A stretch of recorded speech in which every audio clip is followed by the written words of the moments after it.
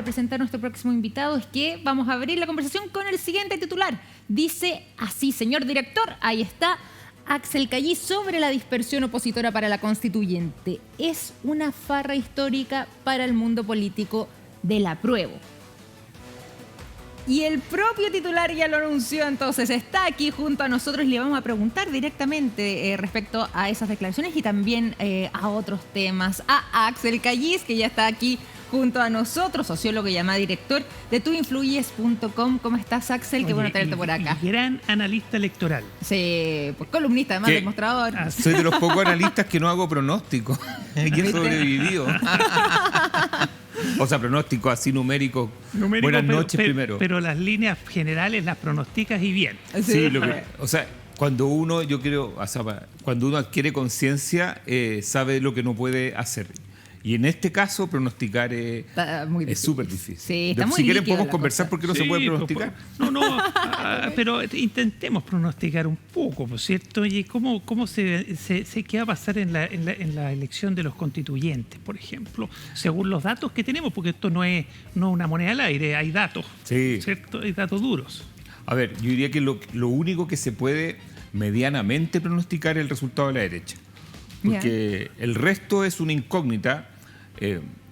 ¿Por qué la derecha? Porque poniéndose en el peor de los casos de la derecha, yo hoy día más o menos calculo que podría tener entre 45 y 50, sí, 42, 45. ¿Y eso en porcentaje cuánto? No, eso es que da lo mismo los porcentajes. Lo importante acá es la electividad. No, pero es importante porque se necesitan 2/3 para llegar a acuerdos y tener... No, yo estoy hablando no del porcentaje, estoy hablando de electos sobre los 155. A eso me refiero yo. Yo estoy diciendo que la derecha entra casi tocando su tercio. Ya. De ahí para arriba. De ahí para arriba. Sí. Y eso por tener lista única. Lista única. Que el sistema electoral lo favorece. Que es lo que nunca se entendió. Yo traté de decirlo y fracasé absolutamente en términos comunicacionales porque la lista única, muchos la entendieron como una lista única.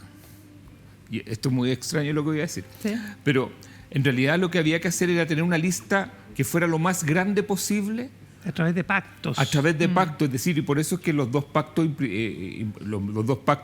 llamemos de la Unidad Constituyente, más el Frente Amplio y el PC, tenían que juntarse porque con eso hacían la lista más grande de cada distrito. Y basta que se dé esa lógica para que la derecha automáticamente no se sobrerepresente, porque lo que tiende a beneficiar el sistema, que ha sido súper como criticado de la ley de Ont y toda esta historia, eso es un sistema que tiende a beneficiar a la lista más grande de cada distrito. No de Chile, de cada distrito. Bueno, y en este caso la lista más grande, o sea, la que va a tener más votos frente a la dispersión de la otro resto de la lista, va a ser la derecha. Entonces va a ir ganando cupos en cada uno que son la suma de los remanentes, como digo yo. Es decir, tu pronóstico es que la derecha, por ir en esta lista única, va a ser beneficiada, va a ser sobrerepresentada porque va a partir con un piso de aproximadamente el tercio. Sí, de ahí para arriba. De ahí para arriba, sí. ¿Y cuánto para arriba más o menos? Porque no es lo mismo llegar a un acuerdo para tener las normas de la nueva Constitución, si es un 60-40, por decirte, que 55-45, porque cada vez necesitáis más votos de la derecha para llegar a los consensos, a los acuerdos necesarios. O sea, de hecho, en un artículo que publicamos hoy día en El Mostrador, que todavía está, yo digo que lo que nos tenemos que fijar ya no es en el número de la derecha, porque yo estoy absolutamente convencido que va a pasar el tercio.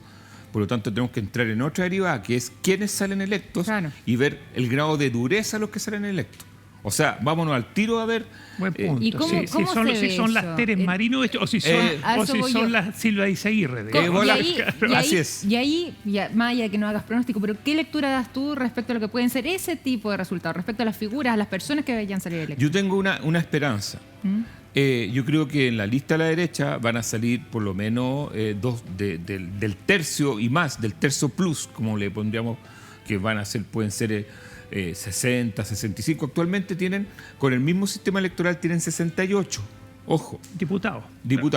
Entonces, 67, 68. Entonces, cuando uno empieza a amasar los números, a hacer la cocina que se dice, que no es la misma de Saldívar, sino que esta es transparente, uno toma, lo primero es que uno tiene que tomar primero que no se eligen 155, sino que se eligen 138. ¿Por qué? Porque van los otros 17 por los pueblos originarios.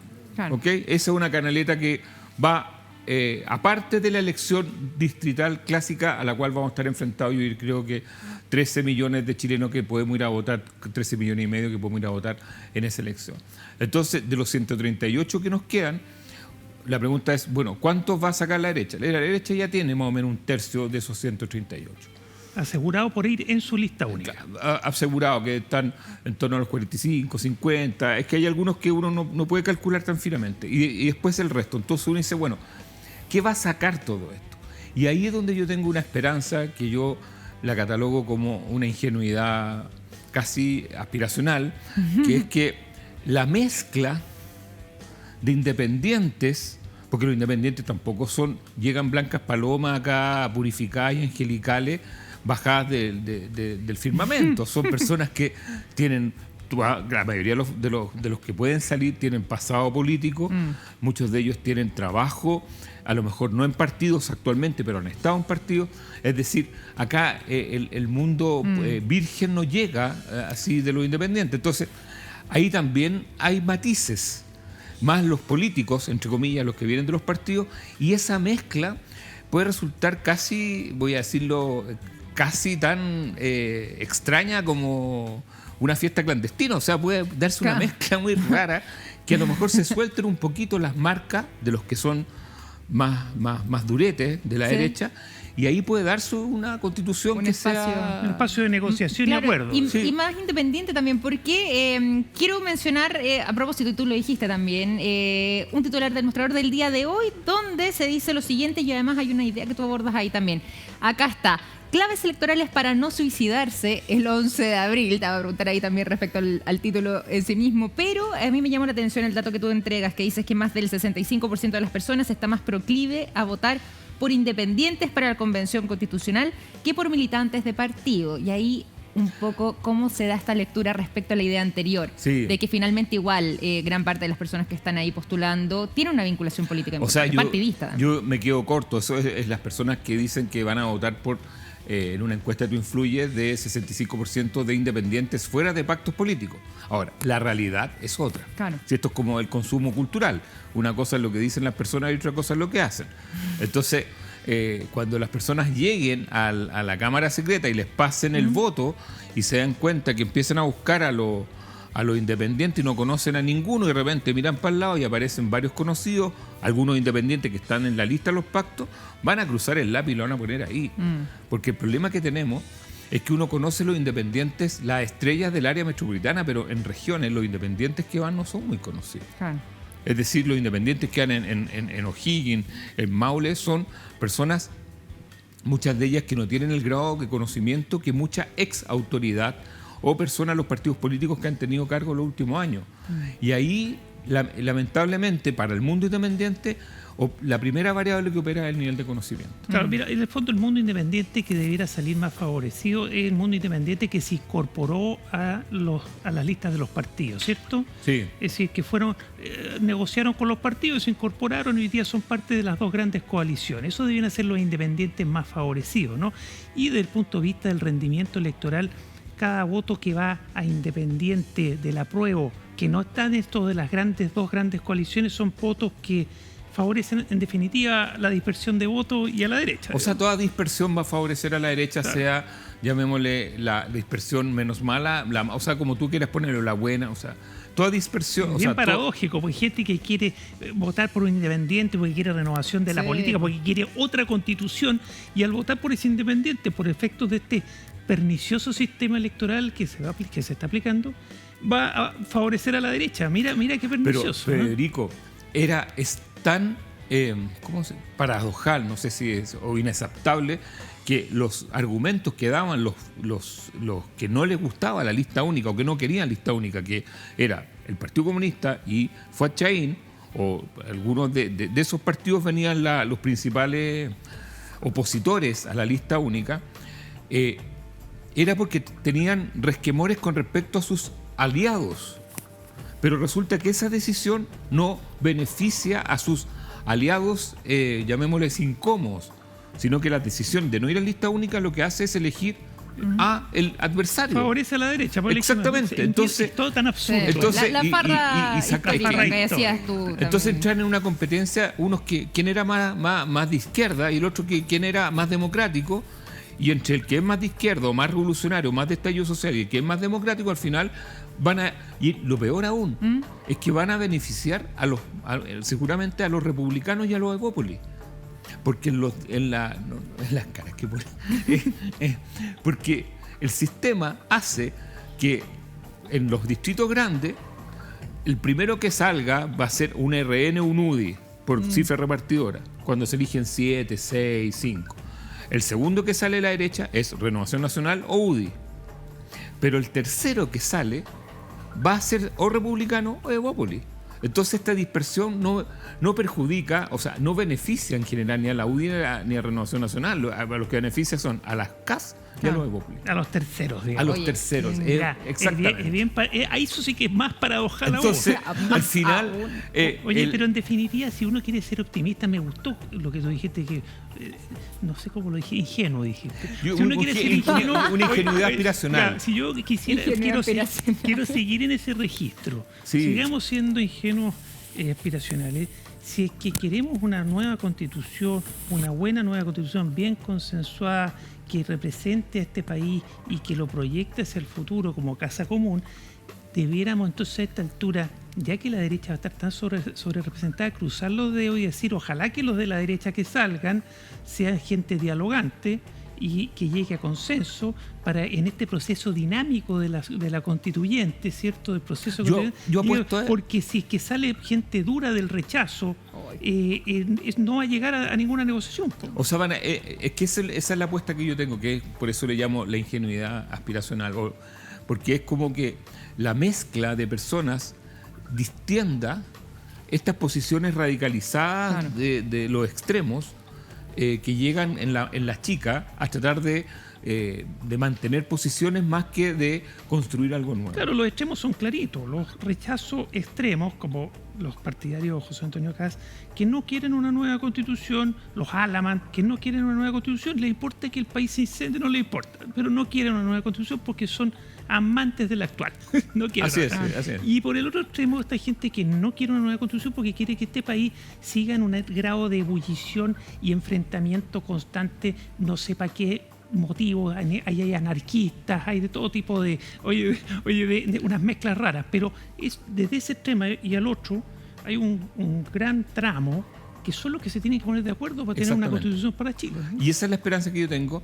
Y ahí también es la esperanza que también tengo de algunos independientes, porque lo que va a suceder esa noche es que, lo primero, yo creo que van a haber listas que tienen marcas más potentes que sus miembros.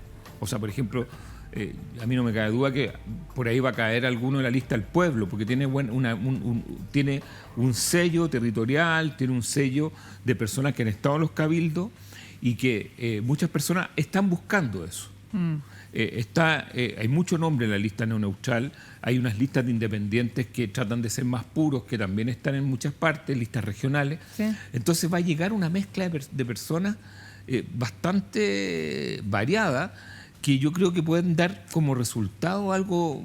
Pero la llave la tiene Y- la derecha. Por eso sí. es que es importante que la gente de derecha adicional que salga por este beneficio de la lista única sea gente dialogante. Así es. Pero por lo mismo, yo quería preguntarte respecto a un estudio que ustedes hicieron en tuinfluyes.com durante el mes de noviembre, donde preguntaban los atributos que debiesen tener quienes van por la constituyente. ¿Cómo debiesen ser o cómo debiese ser el perfil de esas personas según este sondeo, pero también cómo crees tú ahí como reflexión final para que efectivamente tengamos una buena nueva constitución que nos represente a todos? En términos, porque nosotros hemos medido en la última, como conceptualmente, lo que quieren que vaya dentro de la Constitución y qué les gustaría. En términos de contenido, el gran concepto que está aspirando a las personas es igualdad. Y cuando uno empieza a leer, no es igualdad, igualitarismo, no sé si me explico. Es un concepto de que todos seamos como iguales ante la ley, que tengamos los mismos derechos, el mismo punto, la misma línea de base, es decir, hay una gran aspiración. Que cruza un poco con el concepto de dignidad que tanto se veía también en la Exactamente, la manifestación dignidad no salió más, pero igualdad y después mucho derecho de salud, que es lejos el más demandado en Chile. ¿Pensiones? ¿Pensiones? Claro, y ahí ¿Pensiones viene también en este cuadro que hicimos en la última encuesta, que la gente mucha confunde temas, o sea, de hecho nos salió, ponte, en el lugar 15, mejores sueldos o menor delincuencia, cosas de ese estilo. O sea, las personas confunden, o no sé si confunden, pero tienden a aspirar a que la Constitución también trate de arreglar un poco el país, o sea, como en términos como de los temas presentes. Es decir, la gente, pero realmente o tiene conciencia la gente que con la Constitución no se van a arreglar los problemas, sino que es una primera piedra para arreglar problemas. ¿Tiene conciencia la gente? Yo diría que voy a tirar de todas las respuestas, nosotros medimos como 1.600, no me acuerdo cuánta gente. Yo diría que 2/3 tienden a identificar la Constitución con valores y principios, de todo, dignidad, propiedad también aparece, o sea, igualdad, aparecen derechos a la salud, y hay 1/3 que tiende a tematizar la Constitución en coyuntura, vivienda, mejores sueldos, menor delincuencia, no a la violencia intrafamiliar, y te van poniendo como Ahora, en términos de constituyente, las personas aspiran a votar esencialmente por personas independientes y educadas. Oye, Axel Callis, no alcanzamos a entrar en nada, pero bueno. Ay, pero un gusto tenerte, como siempre. Y te dejamos entonces extendida una invitación nuevamente, pues, para que podamos profundizar con mayor detalle, ¿te parece? Gracias, Victoria, Federico. Buenas noches a todos. Buenas noches, Federico y Joanón. Buenas noches también. Nos tenemos que retirar. Buenas noches, Victoria. Nosotros vamos a ir finalizando entonces este capítulo de Vía Aquí el Mostrador. Cuídense mucho, que tengan un excelente descanso. Nos reencontramos mañana a las 10:30 de la noche. Que estén muy bien. Chao. Chao.